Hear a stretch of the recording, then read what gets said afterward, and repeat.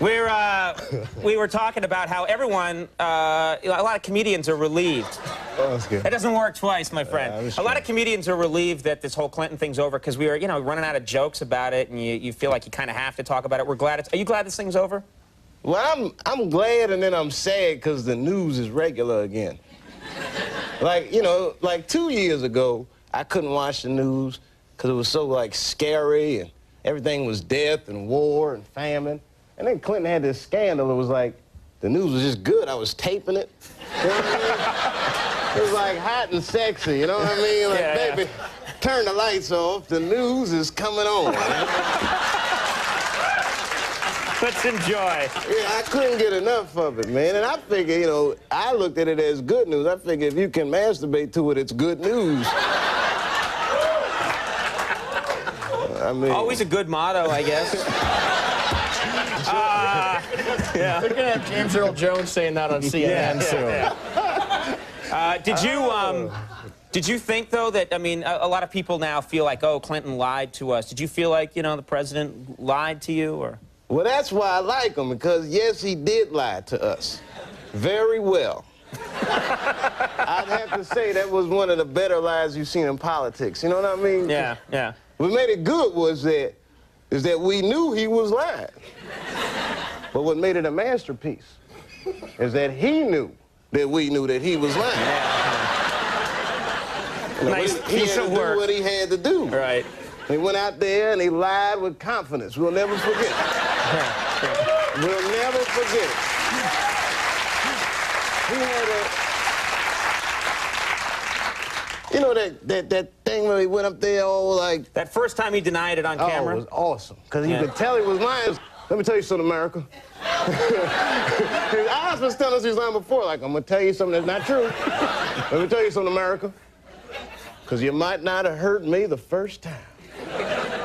I did not have sexual relations with that woman, Miss Lewinsky.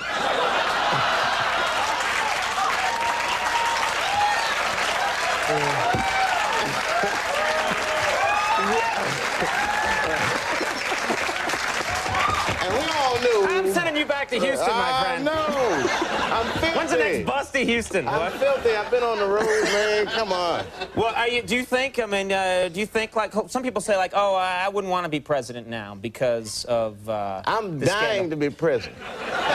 You want to be president? Yeah, like everyone was worried about, oh, what are the kids? What am I going to tell my kids about this? I don't care about the kids' dreams. I got dreams. Because I thought I blew my chances. But apparently I can do it, man. I could be the first black president. You'd like to be the first black president? Yes. And nobody will kill me, Conan. A lot of black people are afraid of assassination, you know, Colin Powell. I'm not worried about those kinds of things. Because my vice president will be Mexican. That way...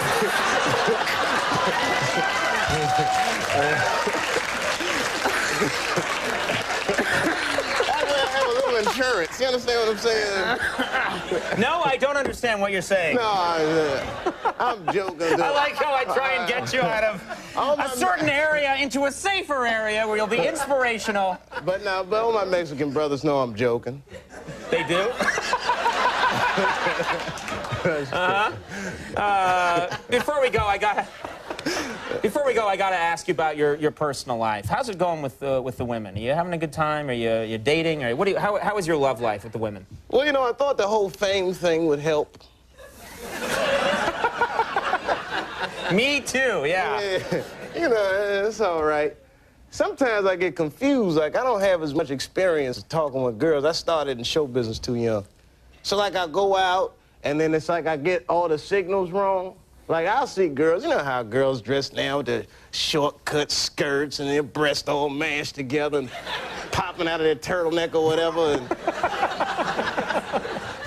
you know, I haven't seen that exactly. Well, but... you know, all right, I'm exaggerating with the turtleneck thing. But, you know, I'll see them at the clubs, and I might have a couple drinks with me and be with my buddies, and I might start talking. Hey, baby, et cetera, et cetera.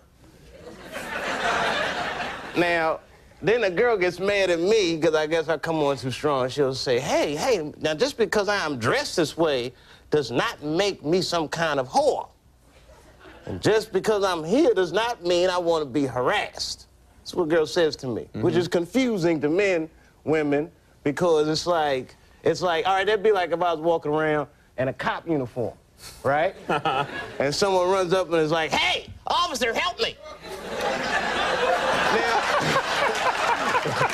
I'm not going to say to them, Right. hey, just because I'm dressed like this does not make me a police officer. And I wish people would stop asking me for help. You know what I mean? I think we all know what you mean, yeah. Yeah. It's like, you get mad, like, I mean, I know you're not a whore, but, you know, you got a whore's uniform on now. We're pushing the limits tonight, baby. It's only Tuesday. That's all right, that's all right. You know, now, and then the thing about it that's so, like, crazy is then a woman will say something like, well, I'm dressing like this to express myself. Okay, there's a little of that involved. I can see that. I think, personally, that there is some kind of attention getting involved in that whole equation, too, that they want that kind of attention. Yeah. And if you want that kind of attention, you're entitled to have it. But you got to remember the laws of nature, ladies.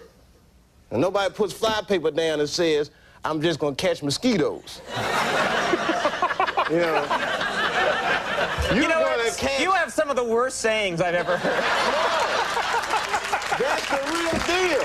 You're going to catch whatever sticks. Now, if you go to a Hollywood party and you dressed all sexy with the turtleneck and all this happening in the shortcut thing, and you dress sexy thinking you're going to meet Denzel Washington, you cannot be mad when Dave Chappelle takes a crack at the booty, too. I mean, it's like, come on,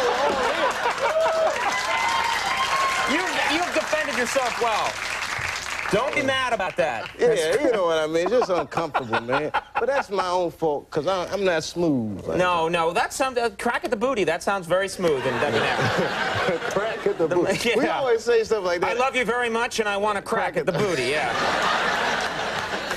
Good luck with that, guy. It just rolled off the tongue the way you said that. Well, it fits with my whole image. I, too, would like a crack at this booty.